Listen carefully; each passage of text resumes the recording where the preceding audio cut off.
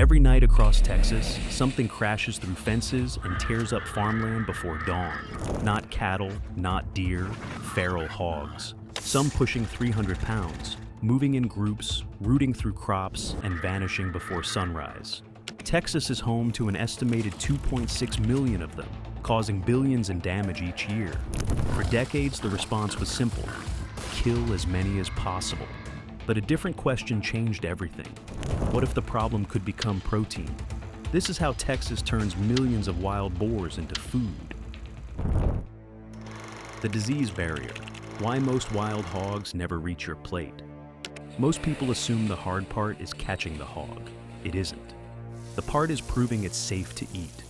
And the science behind that challenge is more serious than most people realize. Feral hogs in Texas are not clean animals in any biological sense.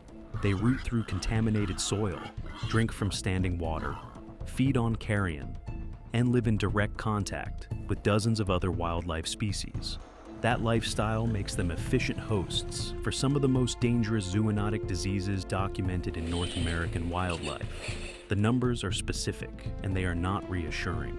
A 2017 USDA APHIS national surveillance study tested feral swine populations across multiple states and found Brucella suis, the bacterial strain responsible for swine brucellosis, present in approximately 22% of sampled feral hogs in the southeastern United States. Texas consistently showed among the highest exposure rates in every survey conducted. Brucellosis doesn't just affect the animal. It transfers to humans through direct contact with blood, tissue, and bodily fluids during field dressing. Hunters across Texas have contracted it without ever eating the meat, simply by handling a carcass improperly.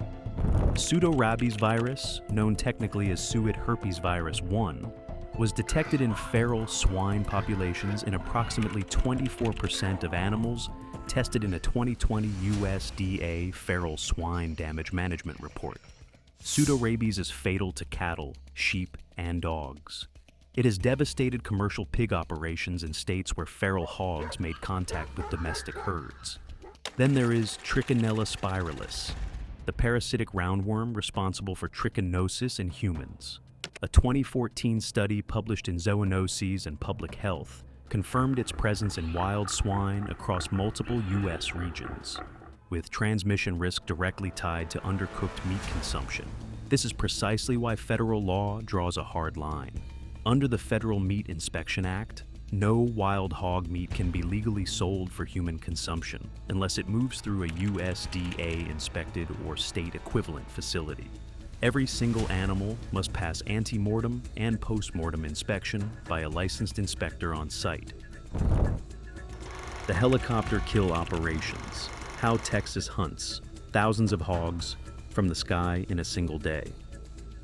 Writhing discussed so far happens on the ground. Traps, transport, inspection, processing. But there is another layer of this operation that runs completely parallel. And it is the most dramatic, most expensive, and most debated tool in the entire feral hog management system: aerial gunning. And the scale of it will genuinely surprise you.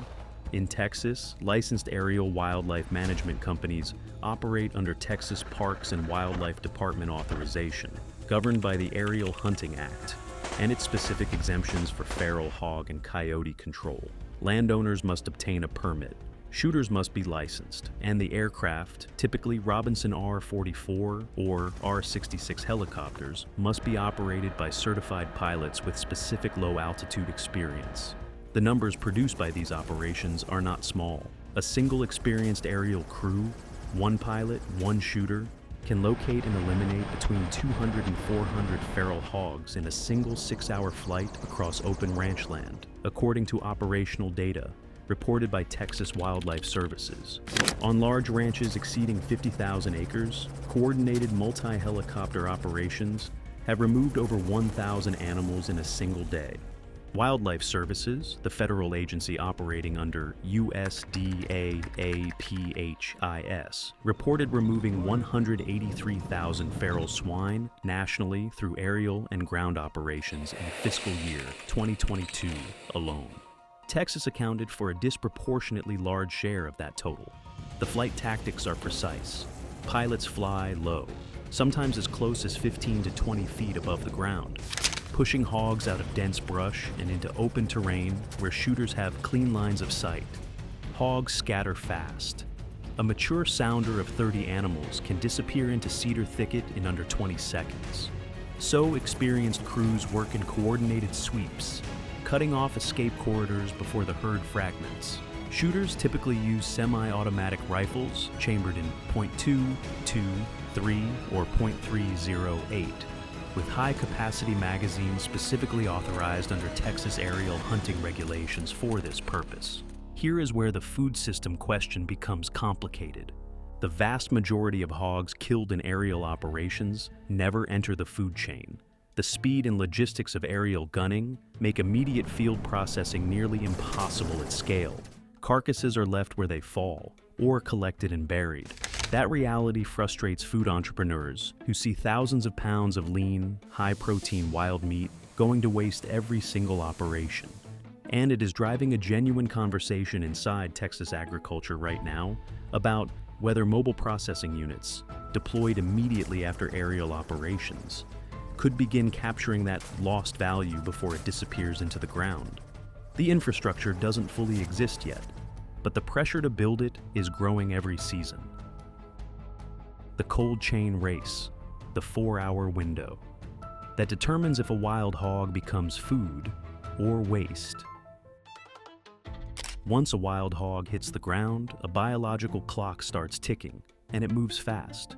Unlike domestic pigs raised in climate-controlled barns, feral hogs are harvested outdoors, often in Texas heat, where ambient temperatures can exceed 95 degrees Fahrenheit for much of the year. In those conditions, internal carcass temperature can remain above 100 degrees Fahrenheit for hours unless actively cooled. According to USDA Food Safety and Inspection Service, FSIS, guidelines, meat must be cooled to below 40 degrees Fahrenheit within a controlled time frame to prevent rapid bacterial growth. The danger zone, 40 degrees Fahrenheit to 140 degrees Fahrenheit, is where pathogens like Salmonella, E. coli, and Clostridium perfringens multiply exponentially, sometimes doubling every 20 minutes. For wild hogs intended for commercial sale, processors aim to begin chilling within 4 hours of death whenever possible. After that window, microbial load increases sharply, especially in field conditions. A 2015 study in Meat Science examining wild boar carcass hygiene found that delayed evisceration and delayed refrigeration significantly increased aerobic bacterial counts compared to immediately processed animals. That is why many licensed Texas buyers operate refrigerated trailers directly in the field during large trapping runs. Some use mobile chill units capable of dropping carcass temperatures to 34 to 38 degrees Fahrenheit within hours. Others require live delivery to inspected plants, specifically to avoid field contamination altogether. This cold chain race is the hidden technical hurdle in turning wild hogs into safe, regulated food. If a hog is aerially gunned in remote brushland, 60 miles from the nearest inspected plant, without refrigeration access, it almost certainly will not enter the food system, no matter how lean or healthy it appears. Infrastructure determines destiny. The export market. How Texas wild boar ends up on European and Asian plates. Most people assume Texas feral hog meat stays in Texas. It doesn't. Once it passes USDA inspection, wild boar becomes eligible for interstate and, under specific export certifications, international trade.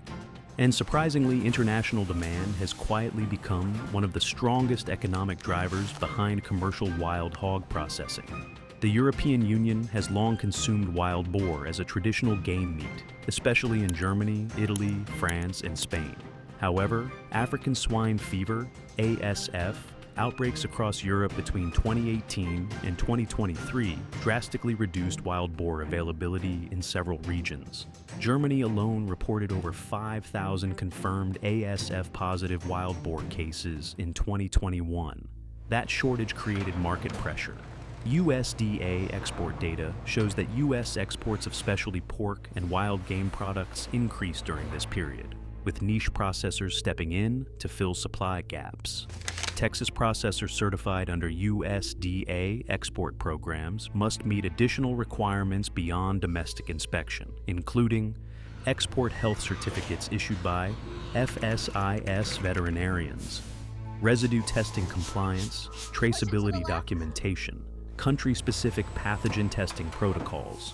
For example, meat exported to the EU must comply with regulations under Regulation EU 2017/625, including official veterinary certification and specific hygiene controls under Regulation EC number 853/2004. In Asia, particularly in parts of China and Vietnam, wild boar commands premium pricing due to its lean profile and perception as a natural meat. In some specialty export channels, wholesale prices can exceed standard U.S. commodity pork multiples depending on cut and certification status. Here is what makes this significant. International buyers often pay more consistently than domestic wholesale markets. That stability encourages Texas processors to scale operations and maintain year-round throughput, which directly increases the number of feral hogs entering the regulated food system instead of being discarded. In other words, a hog trapped in rural Texas may ultimately be served as wild boar ragu in Milan or as hot pot protein in Shanghai. The DNA problem: why Texas feral hogs are getting smarter and harder to control. Every system built to turn wild hogs into food faces one growing biological reality. The animals are adapting. Texas feral hogs are not a single uniform species. They are a hybrid population, descendants of domestic pigs brought by Spanish explorers in the 1500s, later mixed with Eurasian wild boar introduced for sport hunting in the 1900s. A 2012 genetic study published in the Journal of Animal Science analyzed mitochondrial DNA from wild pigs across Texas and confirmed extensive hybridization between domestic swine, Sus scrofa domesticus, and Eurasian wild boar, Sus scrofa scrofa. That hybrid vigor matters. It produces animals that mature early, females breeding at 6 to 8 months, produce 4 to 10 piglets per litter, exhibit high intelligence and social learning, adapt quickly to pressure. Wildlife biologists at Texas A and M AgriLife Extension have documented behavioral shifts in heavily trapped regions. When partial sounders are removed, instead of entire groups, surviving hogs become trap-shy. They avoid bait sites, alter feeding times, and shift travel corridors. A 2019 Texas A&M study on feral swine movement patterns using GPS-collared hogs found that individuals exposed to repeated human disturbance increased nocturnal activity by measurable margins and expanded their home range size.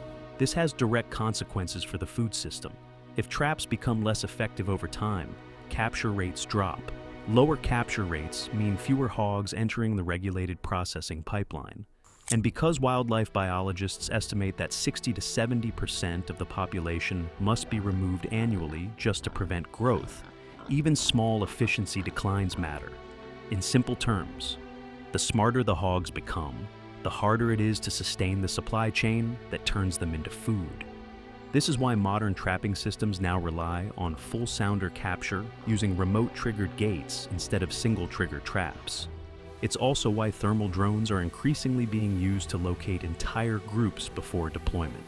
The $2.5 billion incentive, how federal funding, quietly fuels the wild hog-to-food pipeline. Behind every trap, helicopter flight, inspection plant, and refrigerated trailer, there is something most people never see: federal money. According to the USDA, feral swine cause an estimated $2.5 billion in agricultural damage annually in the United States, with Texas experiencing the largest share due to its estimated 2.6 million hog population. Crop destruction is only part of it. Damage includes pasture loss, fencing destruction, water contamination, disease transmission to livestock, infrastructure damage. In response, the USDA launched the Feral Swine Eradication and Control Pilot Program, FSCP, under the 2018 Farm Bill. The program allocated $75 million over 5 years, jointly administered by USDA, APHIS Wildlife Services, and the Natural Resources Conservation Service, NRCS. Texas received multiple project designations under this funding. What does that money actually do? It funds large-scale coordinated trapping campaigns, technical assistance for landowners, equipment cost-sharing programs, research into improved detection methods, expansion of removal infrastructure. Here's where it connects directly to food production. When federal programs reduce hog density in targeted regions, capture becomes more strategic and coordinated. That coordination allows licensed buyers and processors to plan predictable intake volumes instead of reacting to random hunting events. In some pilot counties, coordinated removal efforts documented thousands of hogs removed within a defined project window, creating temporary surges in animals eligible for processing. In other words, taxpayer-funded damage control indirectly stabilizes supply for the commercial wild boar market. Without that funding, removal would be scattered, inconsistent, and far less efficient, making it nearly impossible to sustain inspected processing at scale. Texas turning wild hogs into food is not just a private enterprise story, it is a hybrid system. Public dollars reduce the ecological pressure. Private processors convert part of that removal into regulated protein. The invasive species problem created the crisis. Federal funding helped create the infrastructure, and together, they are building one of the most unusual agricultural supply chains in modern America. The fertility control experiment. The science trying to stop the next 10 million hogs. Even as Texas turns wild hogs into food, researchers are working on something far more radical: stopping them from reproducing at all. Because here's the biological reality. A single sow can produce 2 litters per year, averaging 5 to 6 piglets per litter, according to Texas A and M AgriLife Extension. In ideal conditions, litter sizes of 8 to 10 piglets are documented. With an estimated 2.6 million feral hogs in Texas, the reproductive ceiling is enormous, which is why scientists began asking a different question. What if you could chemically sterilize wild hogs at scale? In 2016, the U.S. Environmental Protection Agency approved Gonacon, an immunocontraceptive vaccine developed by USDA's National Wildlife Research Center, NWRC. Gonacon works by triggering antibodies against GnRH, gonadotropin-releasing hormone, suppressing reproductive function. Field trials on feral swine showed infertility lasting multiple years in treated females. But here's the catch. It requires injection. That makes scaling extremely difficult. So, researchers moved toward oral fertility control.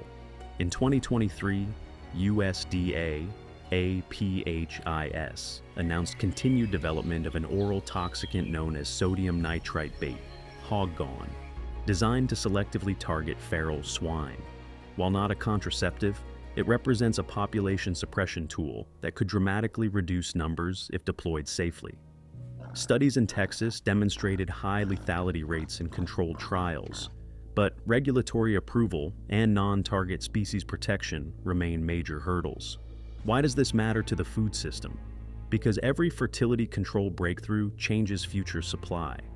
If successful sterilization or toxicant programs significantly reduce hog populations over the next decade, the current commercial wild boar pipeline could shrink.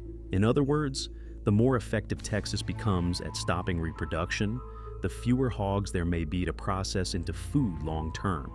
It creates a strange economic paradox. The food system depends on abundance. Wildlife management aims to eliminate it.